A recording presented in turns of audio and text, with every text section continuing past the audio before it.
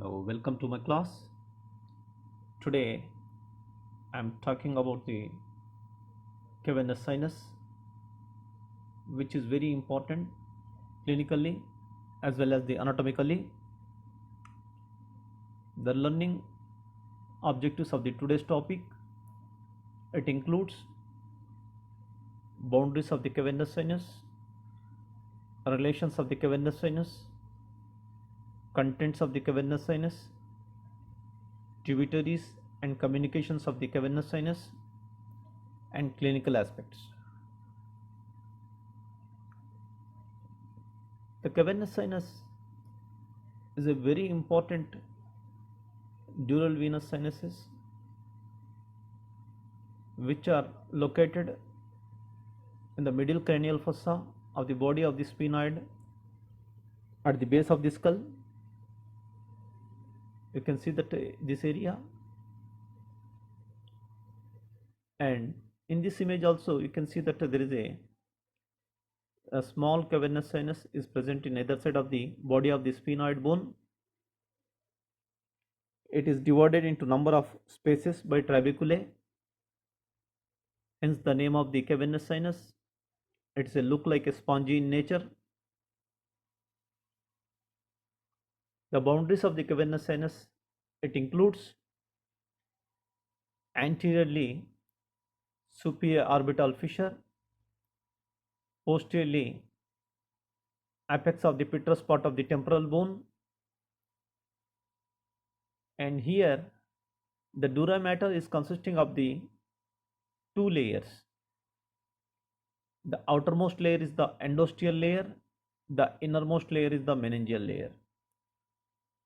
So roof and lateral wall is formed by the meningeal layer of the dura mater, and floor and medial wall is formed by the endosteal layer of the dura mater.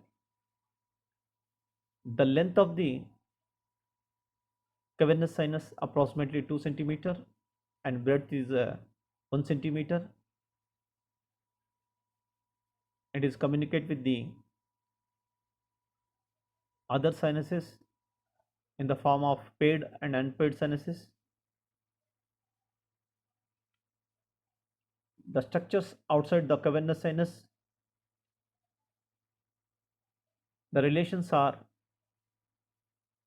superiorly just above the cavernous sinus. We can see that there is a optic tract and optic chiasma, and below the optic chiasma we can able to see the anterior perforated substance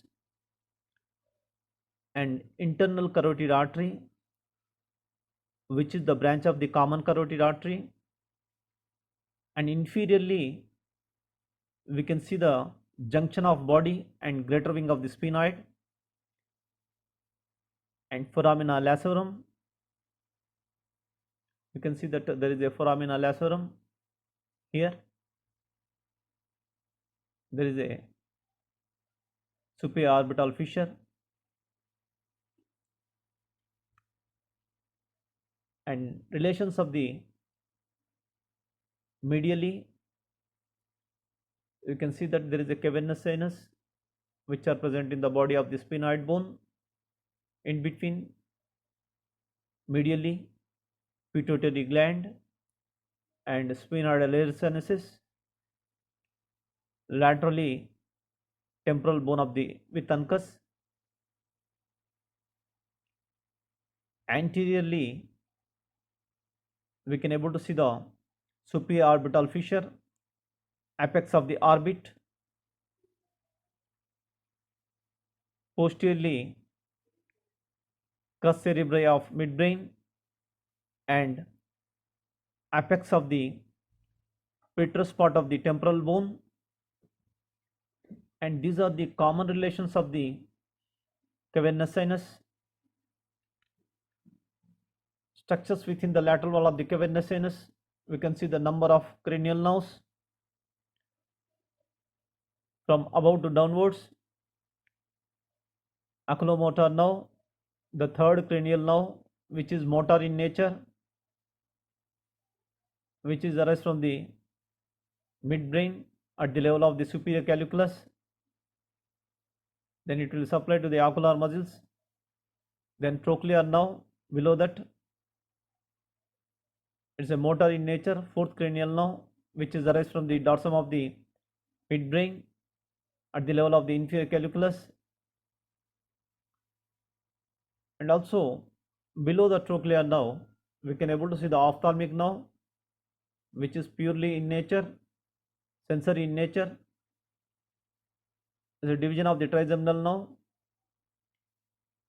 Soon after exit from the cavernous sinus, it divides into frontal, lacrimal and nasociliary branches that will supply to the eye, and maxillary nerve is also division of the trigeminal nerve,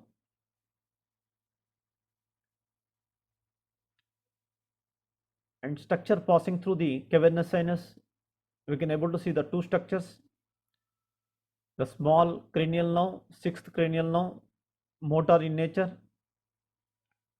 that will be supplied to the lateral rectus muscle, which are situated in the floor of the fourth ventricle in the lower pons, and internal carotid artery, which is arise from the common carotid artery,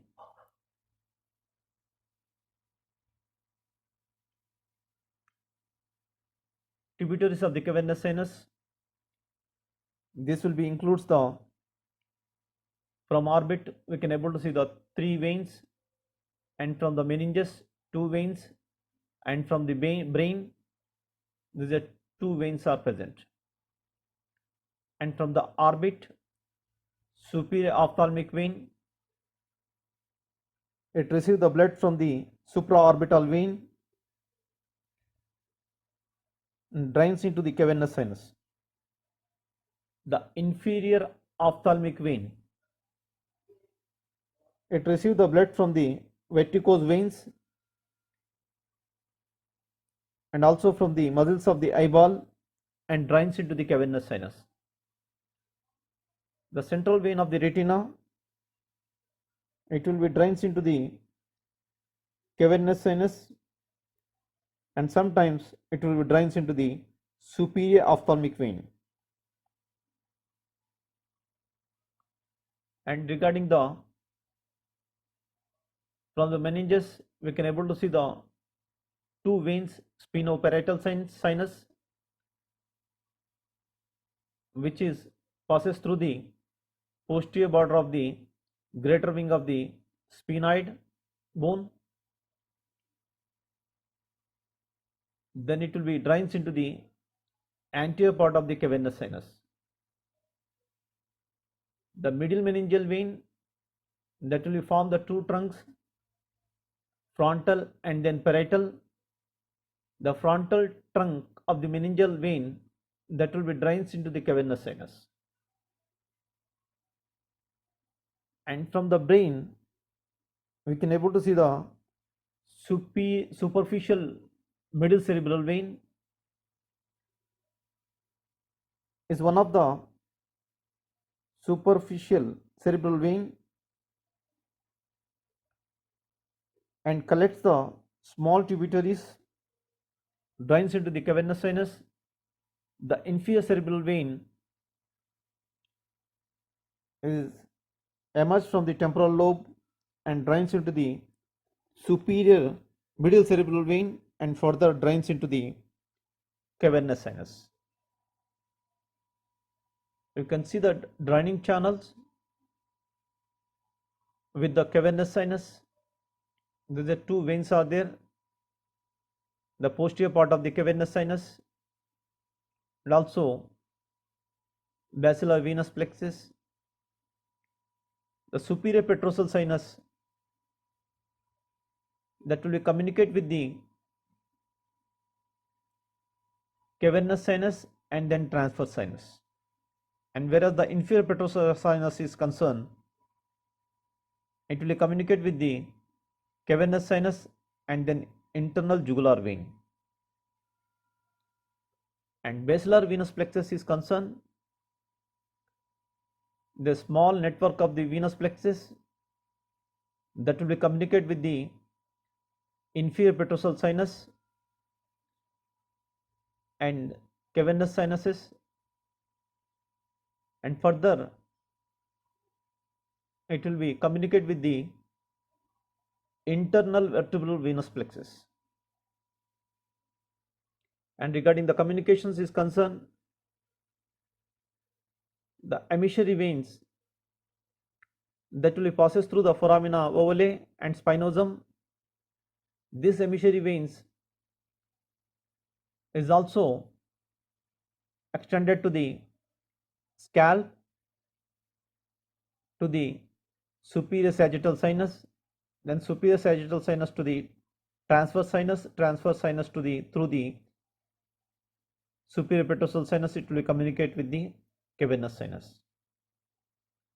The emissary veins have different ways approach to the dangerous area of the face in paranasal air sinuses, internal acoustic meatus, through the pterygoid plexus of veins, and mostly these emissary veins that will be communicate with the deep facial veins through the pterygoid plexus of veins. Infection of the facial area that will be rapidly spread to the cavernous sinus, because the facial veins, the terminal end of the facial vein, angular veins, communicate with the superior ophthalmic vein. The superior ophthalmic vein is communicated directly with the cavernous sinus. Factor helping expulsion of blood from the cavernous sinus, pulsation of the internal carotid artery, the gravity maintained because through the emissary vein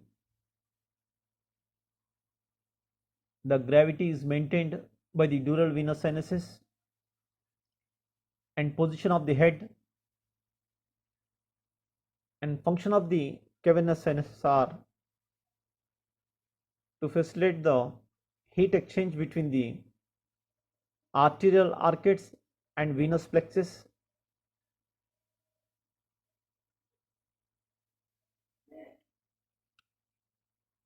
thrombosis of the cavernous sinus. Here the causes of the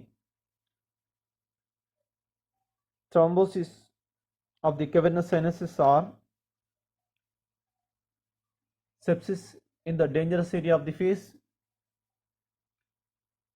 It involves the late complication of the infection in the dangerous area of the face, paranasal air sinuses, and nasal cavity infections very rarely.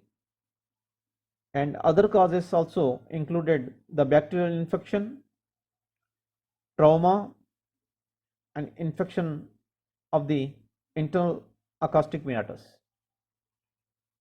The signs and symptoms related to the cavernous sinus thrombosis are marked edema of the eyelids with exophthalmos, paralysis of the ocular muscles, because the ocular muscles are supplied by the oculomotor nerve, trochlear nerve, and abducent nerve. Severe pain in eye and forehead because it's supplied by the ophthalmic division of the trigeminal nerve.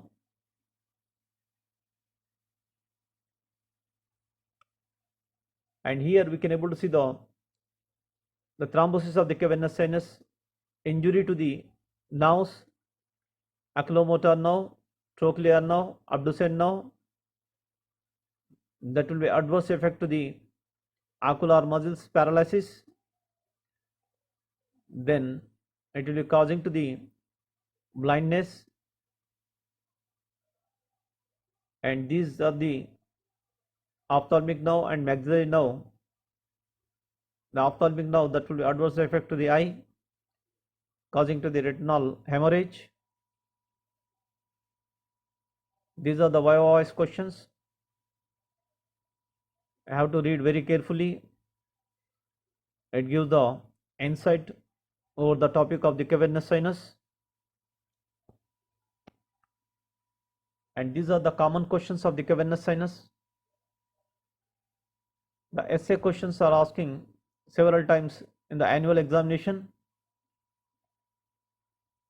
and read about the relations, study about the structures within the cavernous sinus, and thrombosis of the cavernous sinus is also claimed for the short notes. Thank you for watching my video.